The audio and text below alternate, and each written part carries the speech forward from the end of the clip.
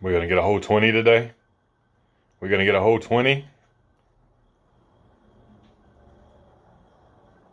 21.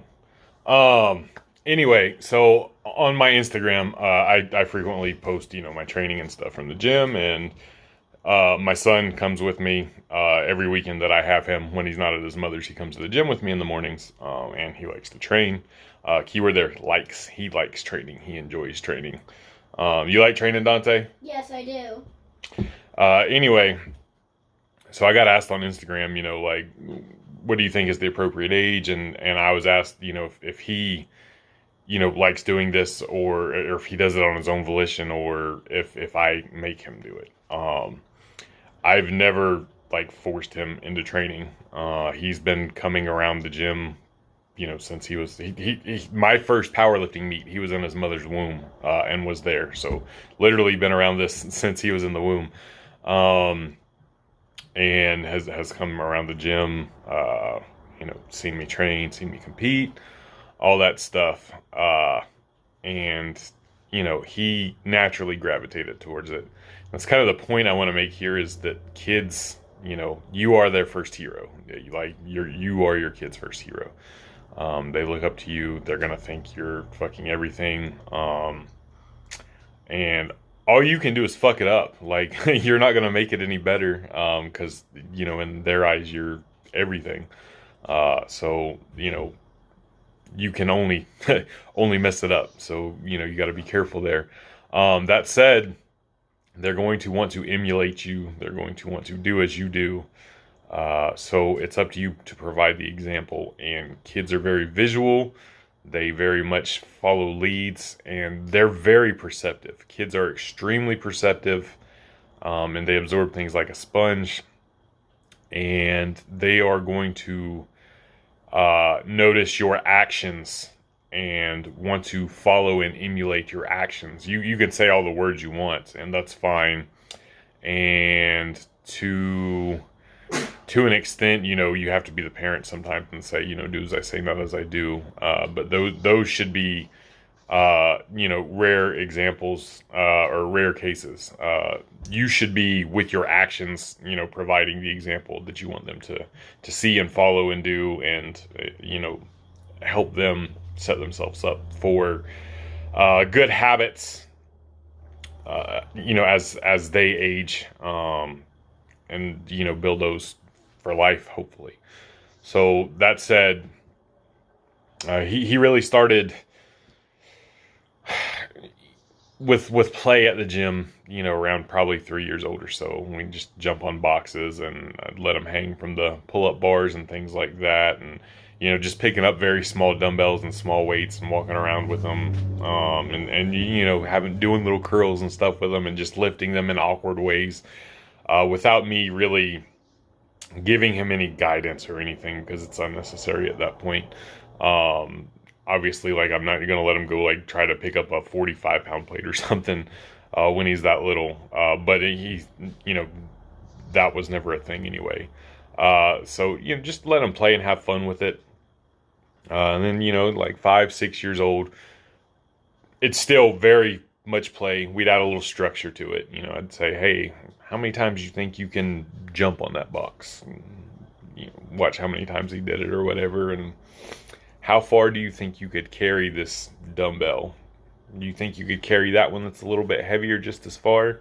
And, asking questions like that, and making it a game, not saying, oh, I need you to do a 25-pound dumbbell for 50 feet 5 times. That's not going to work. You're much along the same lines of, you can only fuck up being their hero. You can only fuck up their want to do this, like their enjoyment of it. You force it down their throat, and they're not going to want to do it anymore. And that is a terrible analogy when talking about kids. But it can't be forced. You can't make them love what you love, but you can definitely make them hate it. So that's where we were, and now he's 9. He'll be 10 next month, and he's much more structure. It's still very much play, still very much have fun, but now I will hey, I want you to do 10 reps of these, 2 reps of these, and then go do a set of that until you can't no more, and things of that nature, or go run to that point and back.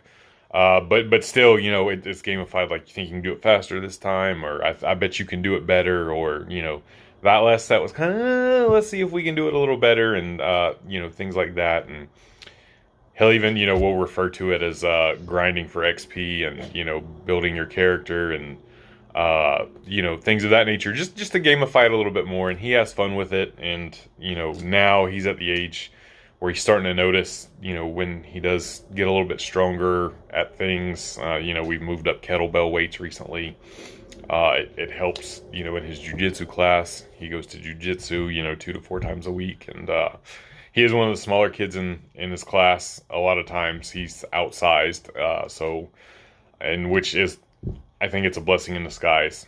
He'll realize it one day, because he's going to have to really focus on techniques given his size. And, by the time he does hit puberty and a growth spurt, and a lot of this training starts really paying off when he becomes so reliant on the techniques that when he gets his real strength in, whereas some of those other kids just kind of manhandle things and didn't refine the technique like he did, he'll have that refined technique down, in addition to being strong.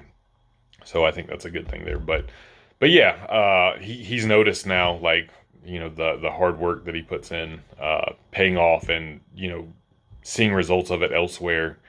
He'll flex his muscles in the mirror too. We've all got a little bit of vanity in us, and starting to see some of that. It's fun to watch. And again, there's structure to it now. And, as a parent, I think a lot of parents are too soft, but you don't have to be like full on drill sergeant either. There's a time and a place to be stern and say, hey, it's going to be this way, or else, or, not give them a choice. Prime example, I stop at McDonald's oftentimes to get a sugar-free iced coffee. What'd I get you at McDonald's this morning, bro? Nothing. Nothing. You don't owe your kids shit like that. You don't have to get them a treat just because you're getting a treat. You don't have to get them a snack just because you're getting a snack. That's life. Like, I'm an adult. I got a job. I want a sugar-free iced coffee. I don't have to get him something at McDonald's too just because I'm there. It's not how shit works. And I think a lot of parents are too soft in that area. But in regards to training, I would force him to exercise in some capacity or be active. Not necessarily the gym, not necessarily jiu-jitsu, not necessarily, this or that. But, physical activity is very important in life, and that's a non-negotiable. However, in providing that example and me being very physically active and very consistent, and having done things and having results to show for it, he sees that, and it doesn't have to be forced. Like, he genuinely wants to, and I think most kids do. I know, like, he's playing on his phone right now, and there's a time and a place for that too. The poor kid's gotta come to work with me a lot of days on his summer vacation, so he gets an ample amount of screen time because I've got shit to do here at work. And that is what it is. I don't, buy into the whole no screen time, along the lines of needing to be physical and having that for life. The job markets in the future, and now are highly dependent on computers and screen time. And so I don't think that's necessarily a bad thing either. Letting a mobile device or, a laptop or a video game be a babysitter all the fucking time, that's where that's a problem. And like most things, there's balance, the same with, physical activity and stuff. You can go too far with that and make him resent it. And I wouldn't do that. There's sometimes, maybe he's not necessarily in the mood, but it's like, hey bro, we're going to go to the basketball court and shoot some hoops. And by the time we get out there and start playing, it's all fun and stuff anyway, and it ends up being a great time. And so, there's no necessarily this age is when you should start them. I think the important thing, if you want your kids to enjoy the things you're doing in regards to like the gym culture and physicality and things of that nature. It's up to you to set the example and put that in front of them, and they're naturally going to gravitate towards you being that example. And it's really that easy. And at that point, it's just don't fuck it up. Like, don't fuck it up. Don't be too much of a hard ass. Don't, oh, we're gonna go mad and starting strength, with my 5-year-old. That's gonna bore the fuck out of a kid doing 5 sets of 5 with, basic compound movements. And uh, you know, early specificity is unnecessary anyway. Like, let them play, let them do all the movements, let them have fun, and gradually over time, there's again time and a place to add structure to things and add a little bit of progression in regards to that structure, but still keeping it very loose and playful, and letting it be something they enjoy.